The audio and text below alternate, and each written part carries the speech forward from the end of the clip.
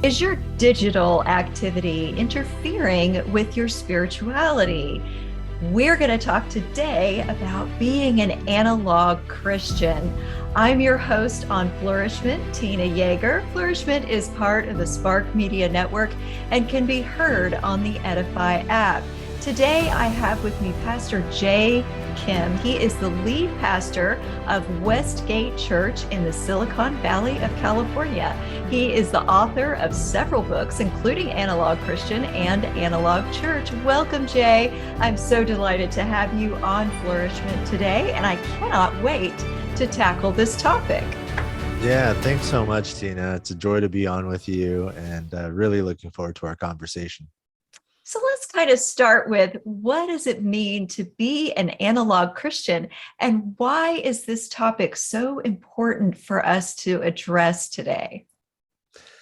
Yeah, the word analog has some elasticity of meaning. It can mean several things, but when I use the word, I intend to use it in what I think is the most baseline, fundamental understanding of the word. Analog meaning physical, tangible, tactile, in-person, embodied. The closest sort of theological word that comes to mind is the word incarnational, which literally means in the flesh. It's the word we use when we talk about God sending his son Jesus, not as an idea or as, a song or a story, or a tweet, but as a human, as a human child born into this world, to human parents. And so by analog Christian, what I intend to mean is the life of following Jesus, the life of discipleship, formation into Christ-likeness as an embodied, in-person, tactile, physical, incarnational reality. And the reason I think it is so important is, and I think most people will be able to relate to this. We live in an increasingly digital world. We live in an increasingly isolated and disconnected world. In spite of the fact that, the promise of the internet 3 decades ago was that it would interconnect us and bind us together in ways that we'd never been bound together before. The reality is, and the data shows this, we feel more isolated, more disconnected than ever before. So I think it's important for that reason and so many other reasons. But ultimately, I think that the life of following Jesus is a life that is not only best experienced and lived, but also intended to be lived in incarnational, embodied, analog ways. I think it's interesting that you're in the Silicon Valley and you're talking about being more tactile and less focused on being solely digital. Would you talk to us about why this topic came to you as something of urgency and importance in your life and in the lives of those around you? Yeah, a lot of people I talk to ask me that question because I understand on the surface it's a little strange that somebody who has spent most of their life in the Silicon Valley, almost four decades now of my life here in Silicon Valley, and is a pastor, has spent, I've spent the last 20 years of my life serving and leading in the local church right here in the Silicon Valley. And people think it's a little strange that somebody who has lived and served in the sort of tech epicenter of the world would be talking about analog, in a digital world. But if you really think about it, it makes a lot of sense. Actually, my time here, my life here in Silicon Valley has truly informed so much of why I believe what I believe, because I'm surrounded by men and women who, many of them, most of them, in fact, in our church, spend most of their waking hours working on the stuff that is so ubiquitous in our lives, these technologies that we carry around in our back pockets and in our backpacks. And because of that, it's led me to a series of really interesting and helpful conversations with the people who make the stuff that has, that we find ourselves so entangled and enmeshed in. And it's given me a lot of clarity. It's given me a sort of new eyes to see, sort of behind the curtain, some of the ethics and philosophy and approach as to why technology is designed the way it's designed. And then, of course, as a pastor and primarily as a follower of Jesus, I've just wrestled in my own life with how digital technologies, things like social media, how they are beginning to form me and shape me in ways that I actually don't necessarily want to be formed and shaped. And so because of that, the last several years of my life, the last 6, 7 years or so, I've given a lot of really focused attention and thought to this conversation. And I think it's an ongoing conversation. And, some people have a misunderstanding. They think that I am completely anti-digital, anti-technology, that I'm arguing for everybody should throw away their phones and laptops and live on a farm and churn their own butter or something. And that's not what I'm arguing for at all. I actually have a deep appreciation for digital technology. I just think we need to put it in its rightful place. So we are managing the technology and using it as a tool. It's not using us, is kind of what you're going for. That's exactly right. You said it. Yeah, you took the words right out of my mouth. I think that if we're not intentional, these tools end up using us, and they end up shaping and forming us into their image rather than us responsibly, using the tools for our good and for the good of others and for God's glory. And all those things are possible, but it takes a lot of intentionality and a lot of focus. So let's talk about some of the practical ways we can recognize the boundaries that we need to set with digital living and technology and social media interaction. How do we know the limits of using technology, and when we've crossed over into technology usurping the role of being our manager and controlling us and kind of tethering us to it so that we can't bear to get away from it? Yeah, that's a great question. I think one of the ways to think about it is to consider deeply how these technologies and our use or misuse or abuse, how our potential addictions to these technologies, what it's doing to us as human beings. So rather than simply thinking about the functionality of the technology, I think we need to think deeply about the formational effects and the formational power of these technologies. So an example of that might be when you go on social media. How often, how consistently do you find yourself wrestling and dealing with things like comparison or contempt? How often do you find yourself feeling outrage or hostility, toward people on the other side of the digital divide? And I name those things specifically because they're quite common. I think many of us, if we're honest with ourselves and honest with one another, I think many of us would admit, maybe not all of us, but many of us would admit that, yeah, when I'm scrolling Instagram or when I'm going through my Facebook feed or reading a bunch of tweets, yeah, I do find myself comparing. And if I'm not careful, I've had moments where I find myself feeling real contempt toward these people on the other side of the screen. I do find myself wrapped up in hostility or lulled into the vortex of outrage culture. Yeah, that's true. And if it is true, then we need to take a moment, a deep breath, and ask ourselves, is that the sort of person that God, by his Spirit, longs to form me into? And the answer very quickly becomes no. That's not the sort of person God wants us to become. And so then we have to be honest with ourselves and ask the question, well, uh, is it possible that my entrapment, sort of my enslavement to digital technologies, to social media, is it possible that it's actually forming me into the sort of person I don't really want to become? And more importantly, that God doesn't want me to become. And if that is true, then we have to begin tempering our use of the technology. And there's all sorts of practical ways to do that. A digital Sabbath.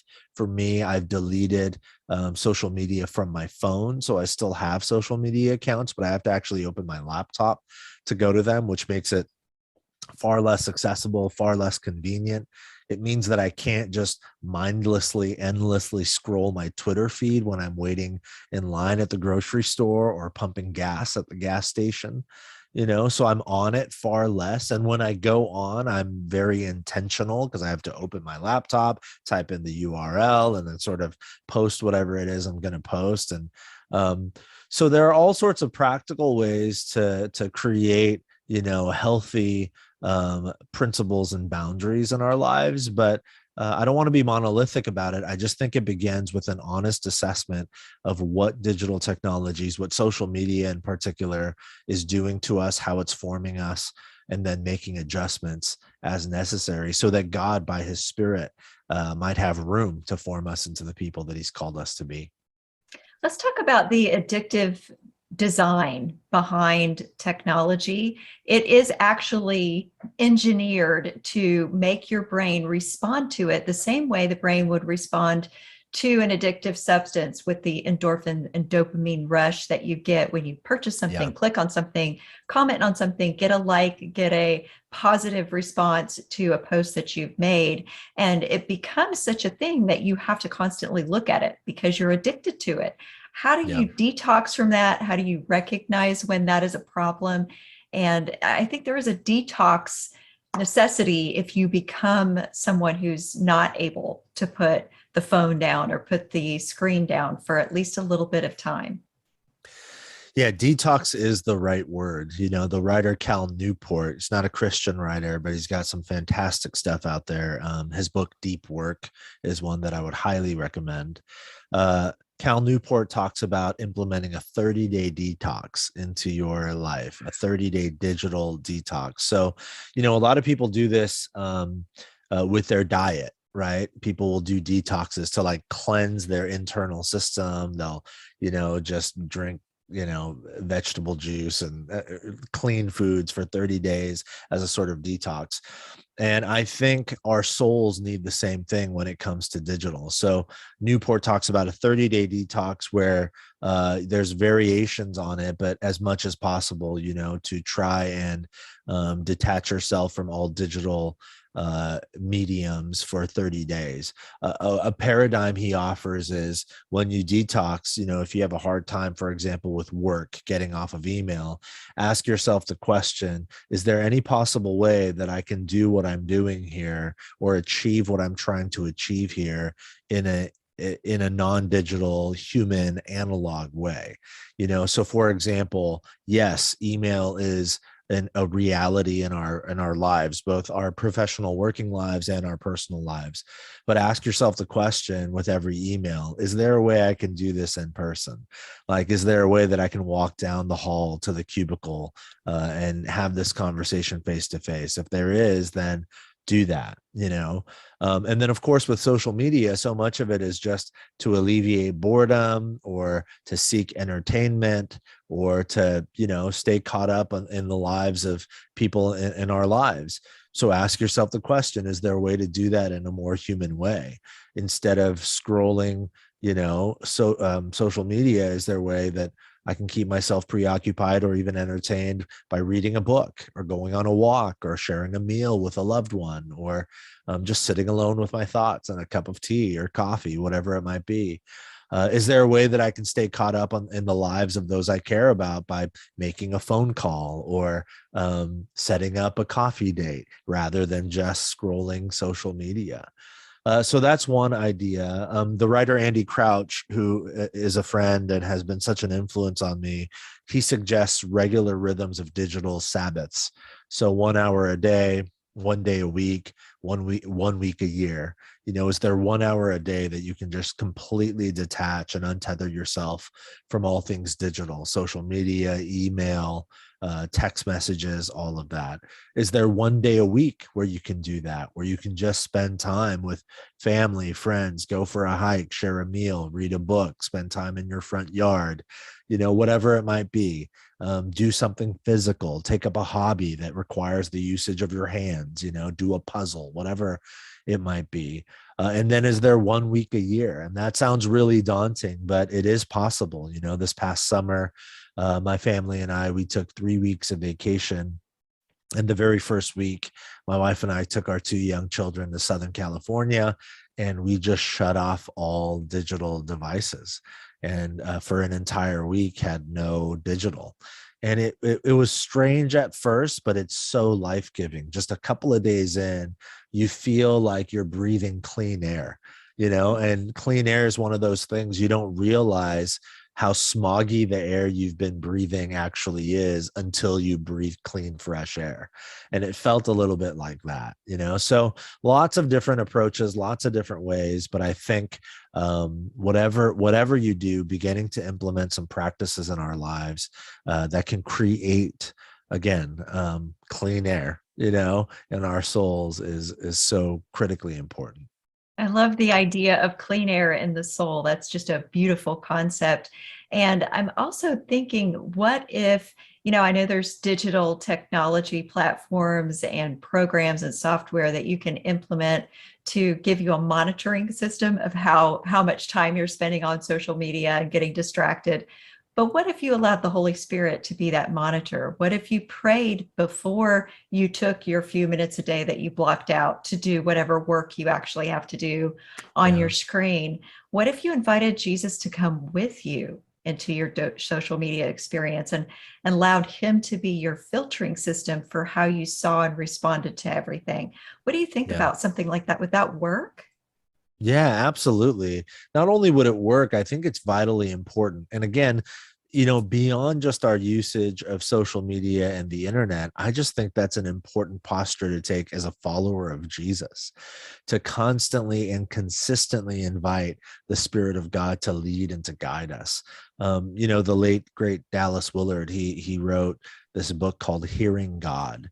And in it, he talks about how so many people would ask him, Dallas, I want to hear God, but he's silent. He never seems to have anything to say. I pray, but he doesn't say anything back. And Dallas had this wonderful response. He said, well, is there any, and I'm paraphrasing him here, but he said, he would ask the people, well, is there any co-laboring endeavor that God needs to talk to you about? And what he meant by that was, most of us expect God to speak to us in those moments when we really need him to talk specifically. But Dallas's whole premise was prayer is not God as a genie in a bottle where he pops out when we want him to grant us our 3 wishes. Prayer is an ongoing conversational relationship with God as you continually work alongside him, in partner with him as he forms a life in us that is for his glory and for our good, and as he forms a sort of life in us that we can pour out onto the world, this sort of redemptive endeavor that we can partner with God in.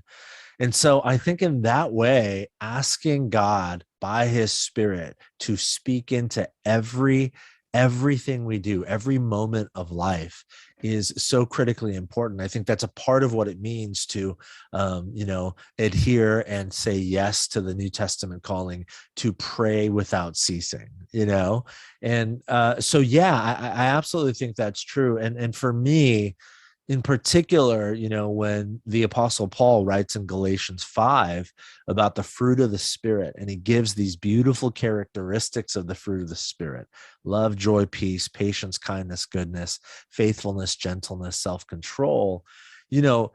It's fruit because it's a work that the Spirit of God does in us, and it's fruit that he bears in us as we continually and constantly invite him by his Spirit to do that transformative work in us. And so if we want to become people of love, joy, peace, patience, kindness, goodness, faithfulness, gentleness, self-control, then it's exactly what you're saying, Tina. We need to constantly ask God by his Spirit in every situation, every circumstance, to do the work of forming us, right? To do the work of informing our decision making, informing our thoughts, so that we might be formed into Christ likeness, so that we might be formed into the sorts of people who live, truly fruitful lives, which is something that I think all of us long for.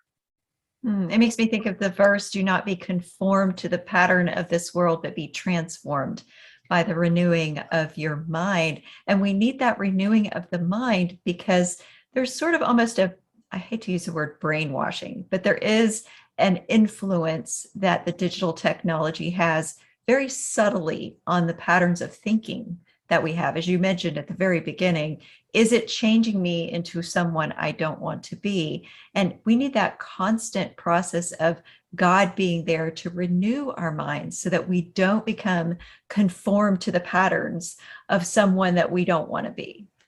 Yeah, that's exactly right. And it is, it is a little bit, I don't want to strike fear in people's hearts. I just want to raise awareness. It is a little frightening to think, oh my gosh, like the design of digital technologies, there is an inherent sort of ethic in the design. But it's true. Many people have watched that Netflix documentary, The Social Dilemma, and it did really well. One of the main voices in that documentary is a man named Tristan Harris, who is a design ethicist. And I'm paraphrasing him here, but essentially he's got this great thought. He says, most of us think that social media, for example, most of us think social media is free. And we think it's free because we open our phones, we go to the app store, we download these apps, and they're free. We don't pay anything. And we create an account, and boom, there we are. Instagram, Twitter, Facebook, TikTok, whatever it might be. And so we think, oh my gosh, it's a free product. What a gift. But Tristan Harris makes this point. He says, nothing is free. If it's free to you, what it means is you are the product, right? You are the product being sold and bought on the marketplace of the internet. And that has proven to be true. You think about the story of Frances Haugen, who was the whistleblower for Facebook. She came out last year or a year or two ago with this incredible sort of really eye-opening and sobering report about how Facebook, and I'm not here to bash Facebook at all, but just, how Facebook is deeply aware of how its design is forming people, and yet it's good for the bottom line. It keeps people engaged, and that's critically important because that is the business model, to keep us scrolling and swiping and clicking. So whatever it takes to keep us scrolling, swiping, and clicking is what most of these social media companies will do. But again, they're not inherently, there isn't necessarily an inherent morality that isn't malleable.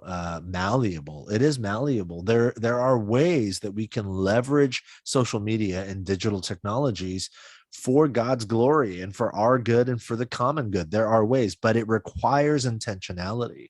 And if we are not intentional, then the platforms will do the work for us. And what the platforms intend is to increase the bottom line.